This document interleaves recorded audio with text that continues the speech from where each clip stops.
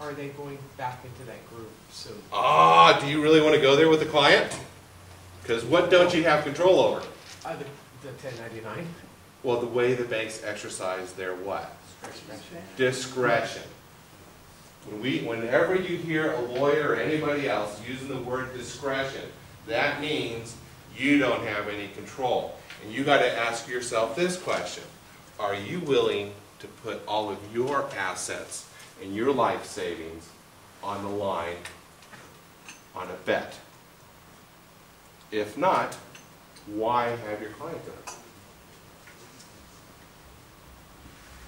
Because trust me, when the clients come into my office, I assume, and they're upset with their realtor or they're upset with their attorney, having assisted them with their mortgage distress, I assume the case is there, and I immediately look at the balance sheet of the realtor or the attorney that was trying to assist them.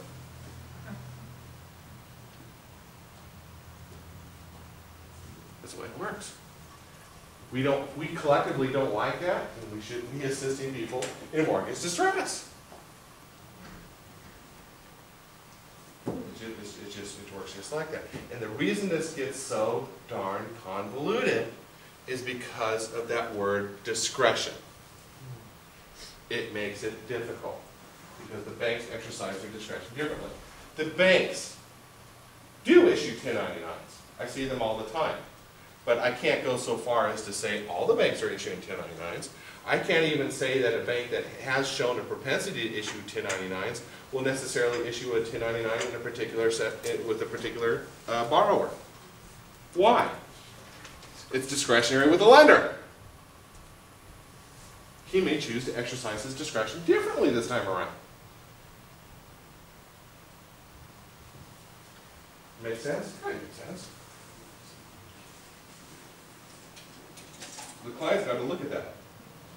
How do we deal with these issues? You know, so far I've introduced two issues that homeowners experiencing financial distress are confronted with. Issue of deficiency liability, the obligation to pay the unpaid balance on the loans,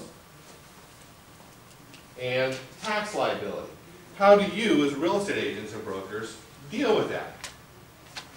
You pull out a law book and start quoting and citing the law to the client? No! Disclosure. You've heard that word before. Disclose, disclose, disclose. In writing. You're going to disclose. I'll share the disclosure with you. Now the car forms. We'll talk about car forms. I forgot to bring my car forms. Redundancy with disclosures is a good thing. Okay, and what you don't want to do is bury your disclosures in a mountain of paperwork. Instead, you want to introduce it when it's the only thing that the client's being asked to sign. You want to give it to the client with plenty of opportunity to read it, and you want to give it to them again, and again, and again. Why? No. Yeah, no surprise. It makes it real difficult for that client to come back after the fact and say, I didn't know. I was surprised. Really? Well, let's pull out all these disclosures. Is that your signature? What's the date on that? Was this your signature? What was the date on that? What other documents were given to you along with this disclosure? Oh, none. You know, I was in the realtor's office and he gave it to me and I signed it right then and there. Did he give you a copy to take home with you? Yeah. You're making it real difficult for them to say, I didn't know. Okay. Now the car forms, I forgot to bring my car forms with me.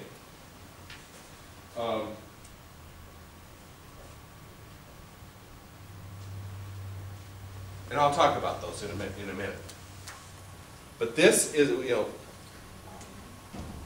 when we're talking about disclosure, this is a great time to introduce and remind everybody of what it means to be a fiduciary.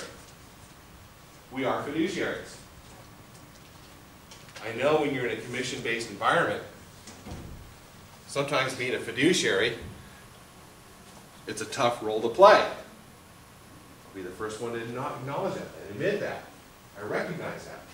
But when you get into a courtroom, the judge is not looking at the relationship between us and our clients as one based on a sales transaction. They are every bit looking at this as a relationship built upon a fiduciary duty of care.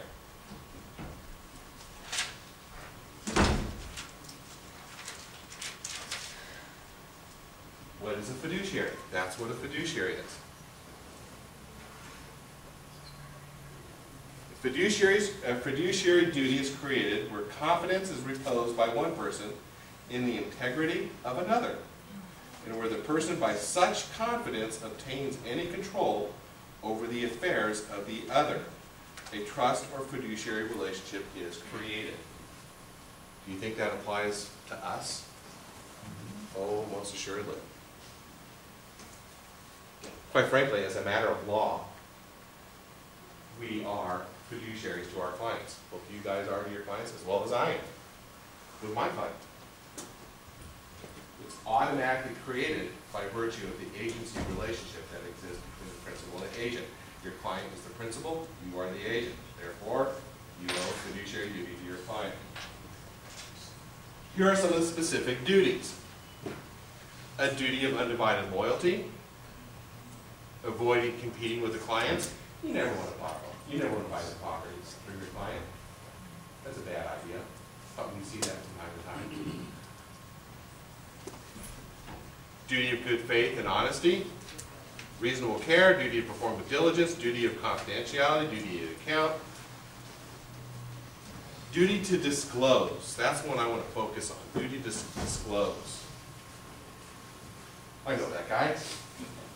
What do you have a duty to disclose?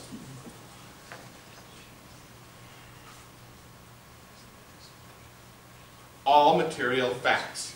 How do you determine if a fact is material? A fact is material, and it must be disclosed if it is one that the broker agent should realize would be likely to affect the principal's willingness to enter into the transaction.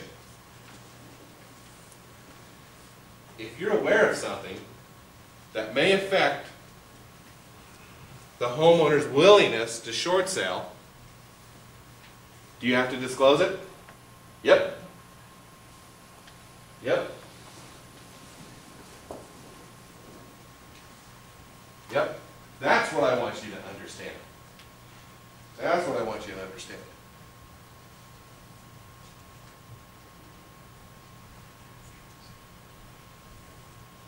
Okay, a lot of these are just general, but we're focusing in on here on short sales.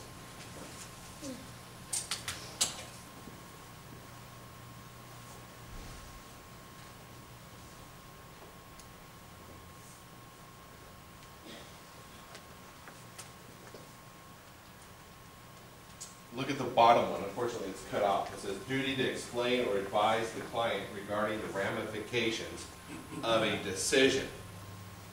Does that mean you have to give them legal advice? No, but you are issue spotting. So if you do see that there is a potential issue, throw the issue out on the table. You don't say how it's going to play out. You just encourage them to go talk to a lawyer or to go talk to a tax professional. Because you don't know how it's going to play out. But you see the potential problem there.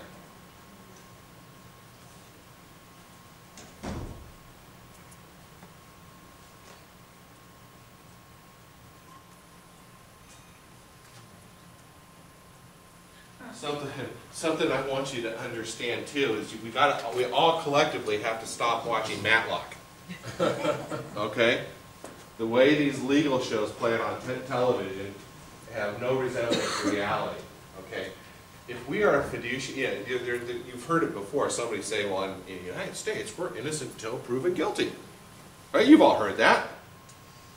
Well, that's true, unless you're a fiduciary. If you're a fiduciary, all that must be shown is that the fiduciary duty exists. Once that's shown, the burden shifts to the fiduciary to show that they fulfill their fiduciary duty of care. A common question that we as professionals are asked in a deposition when we're sued by a client is explain to us how this transaction was in the